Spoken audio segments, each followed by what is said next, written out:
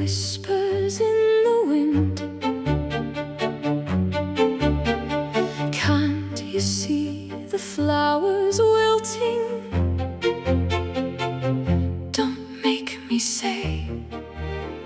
Hello, good afternoon. How the devil are you? Um, I think it's quite important that we really start talking about what's happening in this country quite seriously. So, on the 23rd of May, I'm going to be doing a Let Women Speak down in Bournemouth. Let me just say, oh, hi, yes, it's a nice t-shirt, isn't it? Just click the link and you can get one just for yourself. It looks really good on black, just saying. And if you're wondering why I sell items, it's so I don't have to get a real job and fund my activism. I can just do it like this. So, over the last 3 years, I don't know if you noticed, but over the last 3 years, the rise of hatred, weirdly, right? Israel gets attacked, and then what happens is there's a huge rise of hatred against against Jews in this country. It's almost as if there's been a lot of hatred for Jews in this country for a really long time. Now, do we think that the hatred for Jews in this country made them have security on their schools and security on their synagogues? Do we think that's because of some rabid leftists? Do we? Put your hands up if you do. It's not. Do we think that the rabid leftists hate the Jews because we have got more and more people from countries, i.e., Muslims, who hate the Jews? Like, do we think that? Do we think, like, if you think about Islam in this country, if you think about um, the biggest threat to this country, the biggest threat to Jews in this country, the biggest threat to peace around the world, the biggest threat to women around the world, the biggest threat to children, the people that present the most risk of committing sexual violence. If you were in government in this country, would you want more of those people here? Because I don't. I'm trying to find. Um, I I really don't understand it. Oh, I've lost it. I really don't understand why we haven't stopped all migration from Muslim countries like yesterday. Why haven't we? I mean, the Saudis and the. So I just want to make this really clear because I think it's important. I think Islam is a terrible thing wherever it is. I don't think any country is improved by the invasion of Islam. I don't think any woman's life is improved by conversion to Islam, whether she converts, whether her family convert, etc. I don't think anyone is improved by this quasi-religious cult, right? I don't think they are. But if people in Dubai, if they want to worship a backward paedophile apologist religion, if they want to do that, that's up to them. I just won't go to those countries. Like, I'm quite happy to stay. One moment. It's a postman, one moment.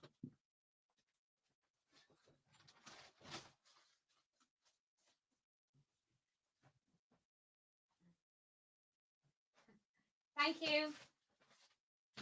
Thank you. Sorry about that. Anyway, well, that's better. So I am you can buy these as well. Ready for Unite the Kingdom. But anyway. So what we know is that Jews, for the last however long, probably 20 years, maybe longer, they've had to have security outside of their places of worship because of Muslims. Um, it's it's it's mad. How do we not all know this? How do we British people, how do we not know that this has been happening? Why can't we talk about it?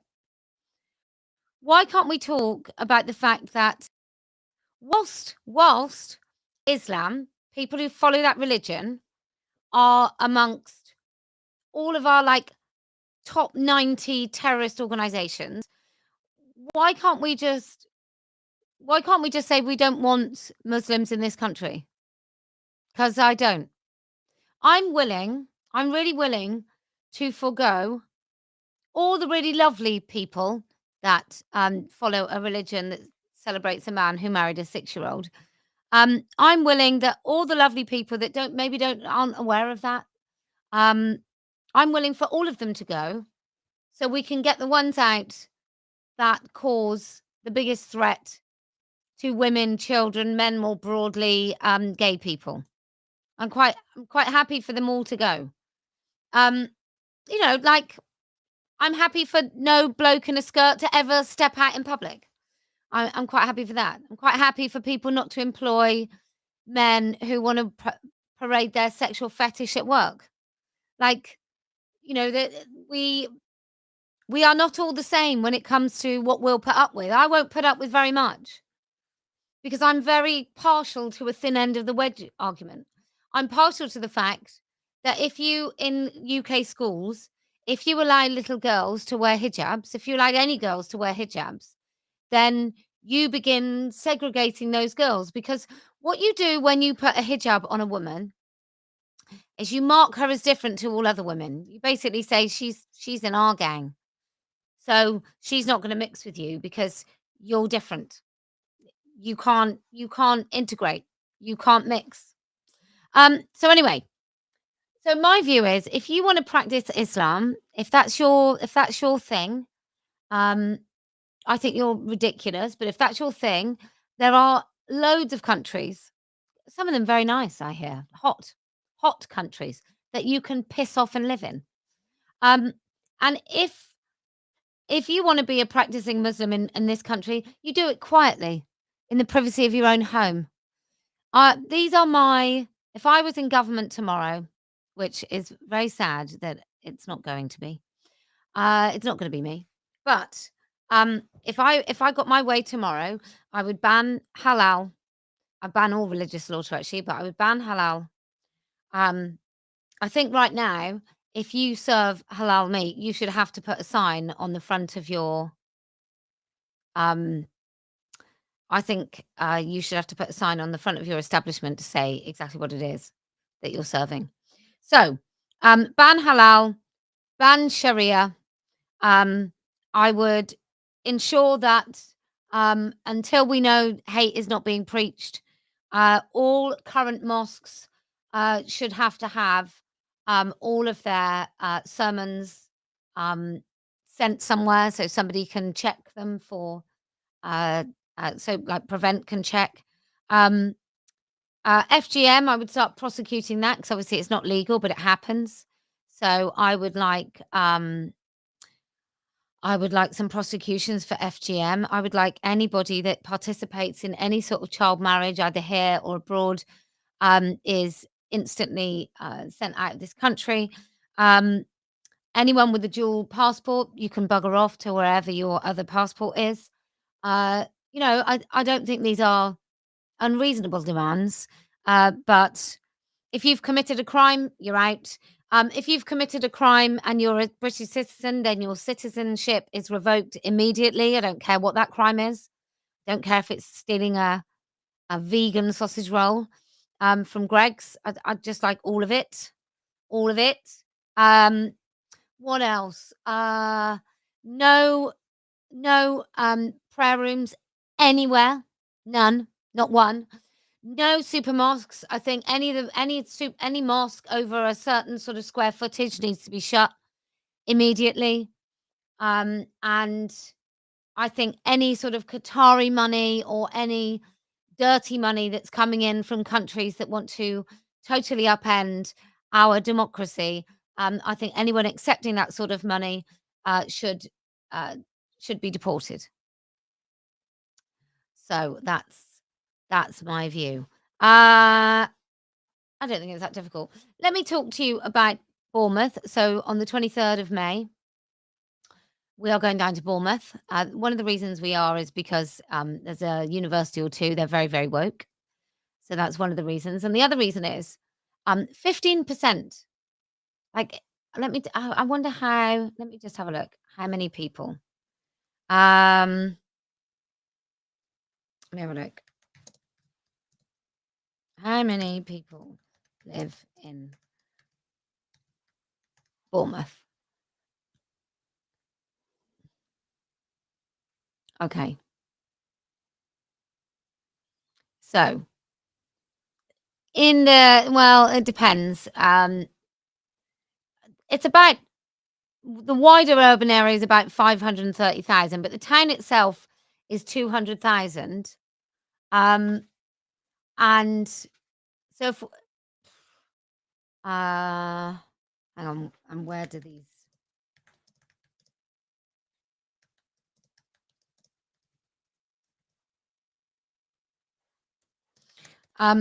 15% could be up to 20% of Bournemouth, people who live in Bournemouth, weren't born there, weren't born in the UK.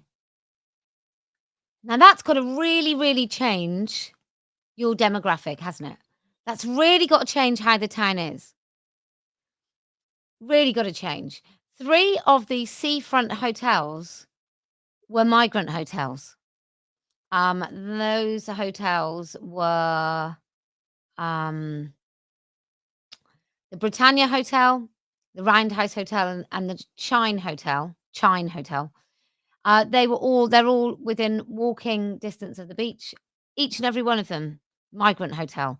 Now, when you're a seaside town and your money is from tourists, and then instead of the tourists, 3 of the hotels have got, so 650, asylum seekers have been housed in Bournemouth, right? When that happens, everything becomes less safe. Your season becomes different. So when you've maybe got a quiet winter season, busy summer season, that changes. And asylum seekers, they're not spending money, are they? Because apparently they don't have any money. So all the people that used to go to Bournemouth and stay in those hotels, um, they don't go to Bournemouth anymore, and I would have thought because there's now 3 hotels full of men, tourists probably don't wanna go to Bournemouth as much. So anyway, that's why we've decided to do it. Um, have a look on the website if you wanna come, uh, but it's it's insane. Where I live, the rumor is that some of the new houses are gonna be for migrants, and there was a hotel in Swindon. Well, now those people have got to go somewhere. Like, my town is definitely changing. Like, I used to live in Bristol, and one of the reasons I moved here is some elements of Bristol I didn't like very much, namely the woke stuff. But also, there's some places in Bristol that I would not feel safe as a white woman walking around. I wouldn't. And I know we're not supposed to say this, but this is not the color of people's skin. That's not what makes it completely different. These people are from cultures that they have no desire to give up, that hate us, that think if my daughter's walking around and she's got a sleeveless top on, then she's fair game. You know, we've got people living in this country where we have to tell them that you're not allowed to rape people. You're not allowed to rape young women. Um, someone says I am woke and racist. Well, 20 faces. Amazing. Um, good for you. So, oh yeah, I forgot. So some of the ethno-nationalists really do have a lot of difficulty in understanding what I said. So I'm going to repeat my position. And I'm going to say to ethno-nationalists, look, I get it. I get it. But I don't agree with you. I think that if a small number of people living in this country who really want to be here, really love this country, pay their way, I'm quite happy if you're a net negative, if you don't contribute economically more to this place than you take from it, I don't think you should be here. I don't think that's what all of our grandparents worked for. I don't think my granddad worked. went to Burma in World War II and fought for this country and then worked all his life and paid taxes. I don't think he fought to see people being worked to death whilst migrants came over and took all our resources. I don't think that happened at all. So I think if you can have a small amount of positive migration and it's good for everyone. But you can't have this level of illegal migration when what is the consequence of illegal migration? Well, you come over on a boat, we pick you up, we house you, we give you money, and if we're really, really lucky, you don't rape anyone. Seems to be seems to be the way it is. And what happens to you if you do rape someone? Well, you might be told that you're not allowed to, but you won't get sent anywhere. You won't get deported. Like it makes no sense whatsoever. Like in my view, they should have done the Rwanda scheme because then people would think, right, if I go to the UK, I'm going to end up in Rwanda. Maybe I won't come here. But no benefits for these people. Like, and you don't get to stay. If you're a man from Afghanistan, you can fuck off. You don't get to stay. I don't care if you pretend you're gay. You can go back to Afghanistan. Pakistan, there's nothing wrong with your country. You can fuck off back to Pakistan. There's no reason for you to come here seeking asylum. We don't want you. We don't want you from Eritrea. We don't want a single man from a single country where women have fewer rights than we do. Fuck off. Go and sort your own country out. Go and make that a nice place to live. Don't come here making our country a shithole. So, and I feel terrible that those men will go back and treat women in that country abysmally. But it's got to be Britain first. It's got to be us first before anybody else. So we don't want you here. We just don't want you here.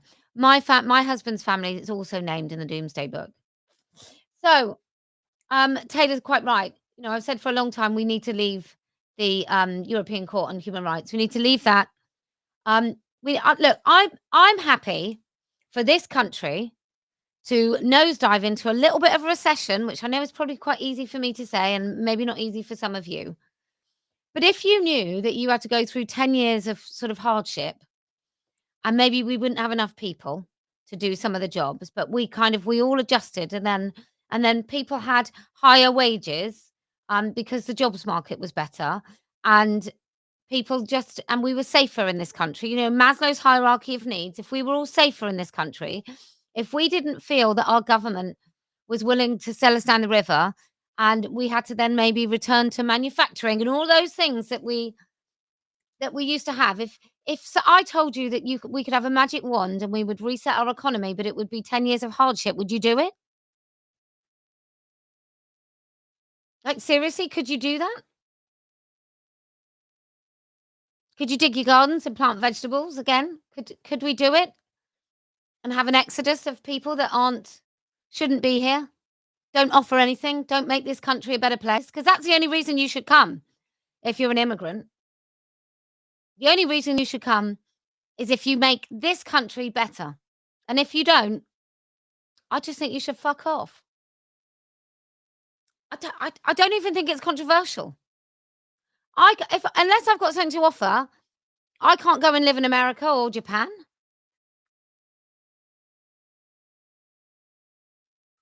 So, these sacrifices you're going to have to make. I had one of the delivery drivers today who was talking about he's just had some problem, not like British white families. A couple of them, they've obviously been kicked out of everywhere. So now the council have got they've bought a couple of houses. And they've moved in and the little kids are swearing all the time, 3-year-olds telling people to fuck off and throwing stones at cars. Like, we've got our own problems, thanks very much. Like, I just find myself getting to the point where I just, like someone said, these welfare, the people on welfare, they can't get a job. There are 100,000 care vacancies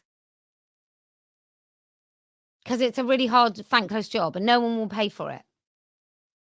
100,000 vacancies. There's no reason that anybody doesn't have a job. Like, there are jobs. But if you don't have to get a job because the government is gonna pay, then your children are gonna have a shitty life where they don't know what purpose is.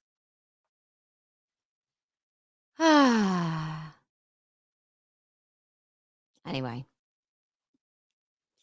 um, I don't know. Something's got to give. On the 16th, you have a chance. The reason you have to go to unite the kingdom, right? The reason you have to do it is because there comes a point where you get a chance to tell everyone how you feel. So if you're not there, if your body is not there to be counted, then maybe people will try and pass it off as that nobody cares. And look, these things don't have to be perfect. Doesn't have to be the perfect cause. You don't have to love everybody that's on the stage. But maybe you'll find some people along the way in that march. Maybe it'll give you a little bit of hope. Maybe it'll just remind you that some people think that this country is worth fighting for. Um, Taylor says my 17-year-old is desperate to work. I don't well, and says because they can't find anything because too many boat people. Um, there's around where I live. If you want to earn some money, be a cleaner. £20 an hour. Some of them are 25. £20 an hour. Cleaners charge around here. So, and then there's a load of illegal people that charge like 13 or 14 pounds, but everyone knows they're illegal because you have to pay them cash. And they're here on carers visas from countries in Africa. Anyway. Come on the 16th. I promise it'll make you feel like people care about the future of this country. I certainly am gonna be there with bells on. It's gonna be amazing. But yeah, the 23rd, so that's the 16th of May, and then on the 23rd of May, please come. We're gonna go and talk to people in Bournemouth. 15% of the people living in Bournemouth were not born in the United Kingdom. Imagine what that does to a nice little seaside town. 600 men in migrant hotels. And then what happens is they get dispersed everywhere. Oh, you can't be a cleaner if you don't drive. That is quite right. Quite right. Okay, look. If you can support me, then I promise we will win. And don't forget, you can also do super chats and everything these days. If you can stand up and be counted, because there's going to come a time when it'll be too late. It'll be far too late. All right. If I was born in China and spoke Chinese, would I be Chinese? Well, let me answer this for you, and then I'll go back. I'll answer this. Nobody in China, you can't get a Chinese nationality if you're not Chinese. Here, you can get a British citizenship if you're not British. Doesn't mean you're indigenous British. Doesn't mean you're the same as everyone else British. It just means that you are a British national or British citizen. That's what it means. Now, I've never really thought that anybody thought British meant indigenous. I sort of always thought that people thought Scottish was Scottish, Welsh was Welsh. I'm English. So my ethnicity is English. I would just call myself English, but I have a British passport. I always thought that was how we divided it. And I do understand the arguments of the ethno-nationalists, but I'm willing that a small number of people who really genuinely are a positive benefit for this country. You know, we're a net positive to this country. I'm happy for those people, very few, to be called British. I know that some of you aren't, and we can keep having this discussion, and you can keep saying that I've said things that you know, that I've said, but I think I think for us as British, it's different because we have gone and stuck flags into countries and called those people British subjects. So anyway, is Joanna Lumley Indian? Well, no, because both her parents were English, and she was there as an English woman. Nobody said if you're born here, you become that thing. Well, I don't say that. I think we ought to really seriously rethink how people qualify to be thought of as British. But for me, I think you have to be a net positive. I think you have to love this country. And my bigger fear right now is not whether a black person is British. I don't think they're English, but it's not whether or not a black person gets to call themselves British. I think the thing that is killing this country is Islam. The thing that's making you unsafe is Islam. Like a load of of course, we don't want illegal migrants.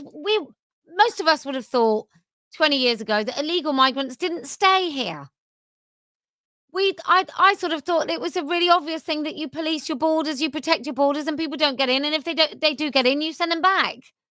Like we didn't know that was happening. Islam is a fundamental threat to this country. Look, this is how I feel about Islam. If tomorrow all the white people where I live that were indigenous Brits converted to Islam, I think this place would be a shithole. I think it would be a terrible, dangerous place for me and my family to live. So I can't join in on if you're white and your family's been here for decades or centuries, that makes you automatically a good person. Islam makes people dangerous. So that's what I mean. Okay. Anyway, look, if we do all those things, if we keep talking about the things that we're not supposed to, then I promise we will win. If you come on the 16th to London and the 23rd to Bournemouth, it's gonna be a lovely day. I promise we will win. The problem I have,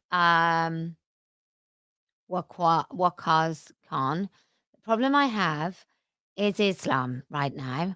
Let's deal with one fire at a time. Look, do you know why else we're going to win? Well, because I never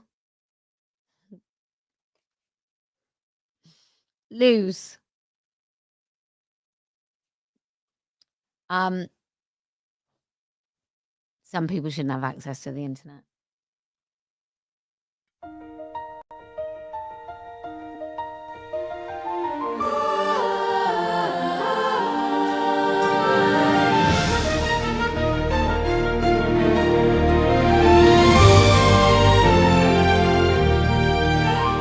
They say convert, pay up or die, and they look you in the eye, knowing you believe the lie, that inclusion was everybody's friend, when the truth now we all know, that was the beginning of the end.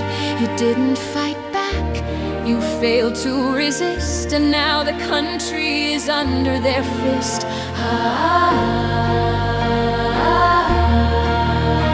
No sun, no fun, no sky.